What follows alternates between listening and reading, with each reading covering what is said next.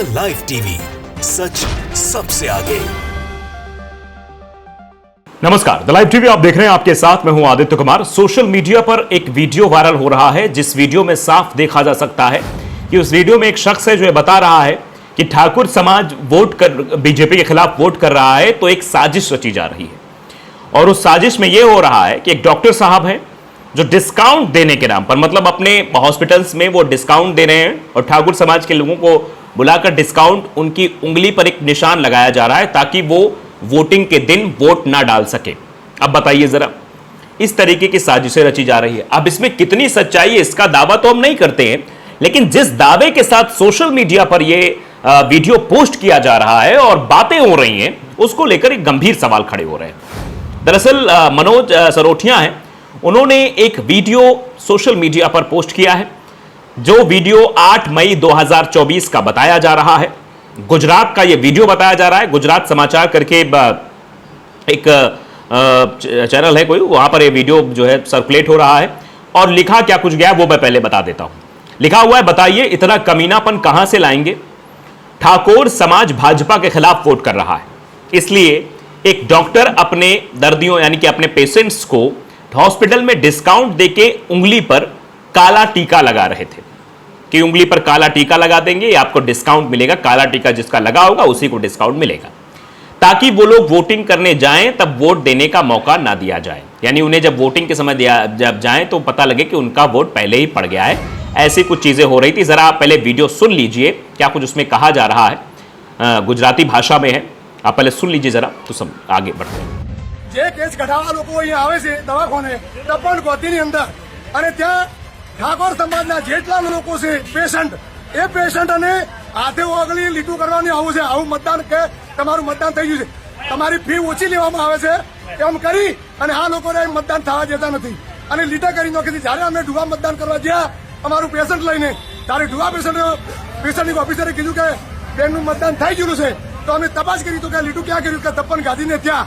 तो आवा आज लगभग 50 થી 60 લોકોને તપણ ગતિને લોકોને આવા લીટા કર્યા છે અને એમનું મતદાન થઈ જશે। तो आप देखिए, गुजरात समाचार ने भी ये एक्स पर पोस्ट किया है। देखिए, ठाकुर कम्युनिटी, ठाकुर समाज अस्पताल में मरीजों को वोटिंग स्याही लगाने का गंभीर आरोप। यानी ठाकुर समाज का अस्पताल में मरीजों को वोटिंग स्याही लगाने का गंभीर आरोप। ठाकुर समाज का यह आरोप है कि वो वोटिंग जो स्याही होती है, जो वोटिंग के दरमियान लगाई जा रही है, वो स्याही लोगों को लगाई जा रही है और डिस्काउंट दिया जा रहा है ताकि पेशेंट्स जो है वो वोट ना डाल सके। ये एक साजिश रची जा रही है, ऐसा कहा जा रहा है, क्योंकि वो भारतीय जनता पार्टी के खिलाफत में वोटिंग कर रहे हैं। शायद यही वजह है कि इसलिए ये सब कुछ एक मतलब नैरेटिव सेट करने की कोशिश की जा रही है और इससे एक बड़ा, आप समझ सकते हैं, संदेश जा रहा है, कि गलत संदेश जा रहा है कि इस तरीके से क्या किया जा सकता है। इस तरीके से मतलब आप समझिए कि वोटर्स को प्रभावित किया जा रहा है। ये क्योंकि गुजरात समाचार ने भी अपने एक्स पर पोस्ट किया है, इसलिए ये खबर अपने आप में बहुत बड़ी हो जाती है। ये देखिए, हम आपको गुजरात समाचार का भी दिखा रहे हैं। ठाकुर कम्युनिटी बाकायदे उसमें लिखा हुआ है, गुजराती भाषा में लिखा हुआ है। मैं आपको ट्रांसलेट करके बता रहा हूं कि ठाकुर समाज का अस्पताल में मरीजों को वोटिंग स्याही लगाने का गंभीर आरोप। और इस वजह से अब ये सवाल खड़े हो गए कि अगर इस तरीके से किया जाएगा तो फिर ये फेयर इलेक्शन कैसे होगा। इलेक्शन कमीशन पर बार बार सवाल खड़े हो रहे हैं, लेकिन इलेक्शन कमीशन इन बातों पर बिल्कुल भी ध्यान नहीं दे रहा है। अगर शायद इन बातों को ध्यान दिया जाए, इन पर संज्ञान लिया जाए, तो इस तरह के घटनाक्रम कहीं और देखने को नहीं मिलेंगे। फिलहाल हमने जब हमने और जगहों पर सर्च करने की कोशिश की तो फिलहाल ये खबर तो हमें नहीं मिली, लेकिन गुजरात समाचार जरूर इस खबर को दिखा रहा है किस तरीके से ये एक साजिश की जा रही है। मतलब लोग वोट ना डाल पाएं, क्या इस तरीके से भी चीजें होंगी? क्योंकि आप जानते हैं ठाकुर समाज लगातार विरोध कर रहा है। जिस तरीके की बातें की गई हैं, ठाकुर समाज जो है वो लगातार विरोध भी कर रहा है, क्योंकि जिस तरीके के बयानबाजी की जा रही है भारतीय जनता पार्टी के नेताओं द्वारा, उससे काफ़ी नाराज़ है ठाकुर समाज। और सिर्फ गुजरात ही नहीं, बल्कि इसका असर पश्चिमी उत्तर प्रदेश में भी देखने को मिला, इसका अन्य जगहों पर असर देखने को मिला है। जिस तरीके से ठाकुर समाज में नाराज़गी है, बीजेपी के खिलाफ एक नाराज़गी है, वो साफ तौर पर दिखाई दे रही है। आप देखिए, ये हम आपको हिंदुस्तान का एक आर्टिकल दिखा रहे हैं कि यूपी से गुजरात तक भाजपा में पर क्यों गुस्सा दिखा रहे हैं ठाकुर समाज के लोग। टिकट कटने के अलावा और क्या है वजह, मतलब टिकट काटी गई ये भी वजह हो सकती है, गुजरात के नेता का बयान देना ये भी वजह हो सकती है। जिस तरीके के लगातार पंचायतें हो रही थी, आपने वो तस्वीरें भी देखी थी, कि लगातार पंचायत करके हर जगह ये कहा जा रहा था जिस तरीके से ठाकुरों को टिकट नहीं दिया जा रहा है, उनका टिकट काटा जा रहा है, चाहे वो पश्चिमी उत्तर प्रदेश में गाजियाबाद से जनरल वीके सिंह का टिकट कटना हो या और भी चीज़ें, तमाम तरह की चीज़ें रही हैं जिनको लेकर विरोध लगातार होता रहा है।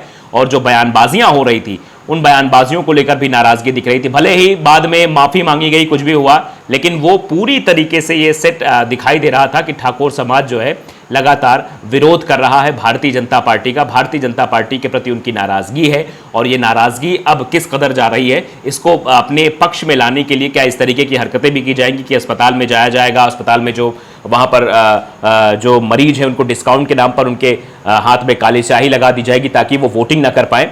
तो इससे आप अंदाजा लगा सकते हैं कि एक गलत चीजें प्रस्तुत करने की कोशिश हो रही हैं और चुनाव आयोग को इस मसले पर संज्ञान लेना चाहिए।